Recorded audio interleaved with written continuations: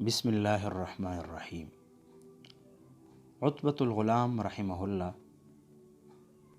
جن کی فتنہ انگیزی اور شراب نوشی کی داستانیں مشہور تھیں، ایک دن حضرت حسن بصری رحمہ اللہ کی مجلس میں آئے۔ اس وقت حسن بصری رحمہ اللہ یہ آیات مبارکہ الم یأن الذین آمنوا ان تخشع قلوبہم لذکر اللہ، کیا ایمان والوں کو ابھی وہ وقت نہیں آیا کہ ان کے دل نرم پڑ جائے اللہ کی یاد میں؟ آپ رحمہ اللہ نے اس آیت کی ایسی تشریح کی کہ لوگ رونے لگے۔ ایک جوان مجلس میں کھڑا ہو گیا اور کہنے لگا، اے بندہ مومن، کیا مجھ جیسا فاسق و فاجر بھی اگر توبہ کر لے تو اللہ رب العزت توبہ قبول فرمائے گا؟ آپ رحمہ اللہ نے فرمایا، ہاں، اللہ رب العزت تیرے گناہوں کو معاف فرما دے گا۔ جب عتبۃ الغلام رحمہ اللہ نے یہ بات سنی تو ان کا چہرہ زرد پڑ گیا اور کانپتے ہوئے چیخ مار کر بے ہوش ہو گئے۔ جب ہوش آیا تو حضرت حسن بصری رحمہ اللہ نے ان کے قریب آ کر یہ اشعار پڑھے، ایا شابا لرب العرش عاصی اتدری ما جزاء ذوی المعاصی۔ اے اللہ کے نافرمان، جانتا ہے نافرمانی کی سزا کیا ہے؟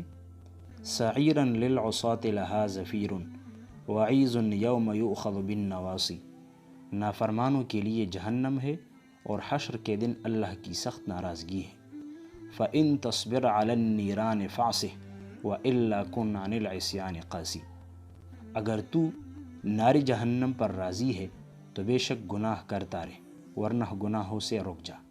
وفیما قد کسبت من الخطایا رہنت النفس فاجہد فی الخلاص۔ تو نے اپنے گناہوں کے بدلے اپنی جان کو گروی رکھ دیا ہے، اس کو چھڑانے کی کوشش کر۔ عتبۃ الغلام نے پھر چیخ ماری اور بے ہوش ہو گئے۔ جب ہوش آیا تو کہنے لگے، اے شیخ، کیا مجھ جیسے بدبخت کی رب رحیم توبہ قبول کر لے گا؟ آپ رحمہ اللہ نے کہا، درگزر کرنے والا رب ظالم بندے کی توبہ قبول فرما لیتا ہے۔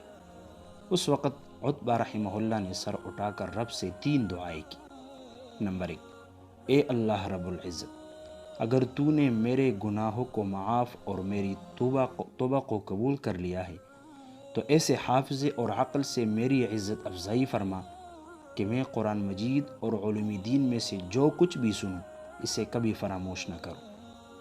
نمبر 2، اے اللہ رب العزت، مجھے ایسی آواز عنایت فرما کہ میری قرأت کو سن کر سخت سے سخت دل بھی موم ہو جائے۔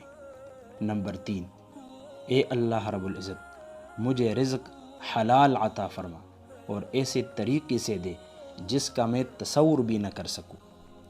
اللہ رب العزت نے عتبہ رحمہ اللہ کی تینوں دعائیں قبول کر لی۔ ان کا حافظہ اور فہم اور فراست بڑھ گئی، اور جب وہ قرآن مجید کی تلاوت کرتے تو ہر سننے والا گناہوں سے تائب ہو جاتا تھا، اور ان کے گھر میں ہر روز 1 پیالہ شوربہ کا اور 2 روٹیاں رزق حلال سے پہنچ جاتی، اور کسی کو معلوم نہیں تھا کہ یہ کون رکھ جاتا ہے۔ اور عتبۃ الغلام رحمہ اللہ کی ساری زندگی ایسا ہی ہوتا رہا۔ یہ اس شخص کا حال ہے جس نے اللہ رب العزت سے لو لگائی۔ اللہ رب العزت ارشاد فرماتا ہے، ان اللہ لا یضیع اجر من احسن عملا۔ بے شک اللہ نیک عمل کرنے والوں کے اجر کو ضائع نہیں کرتا۔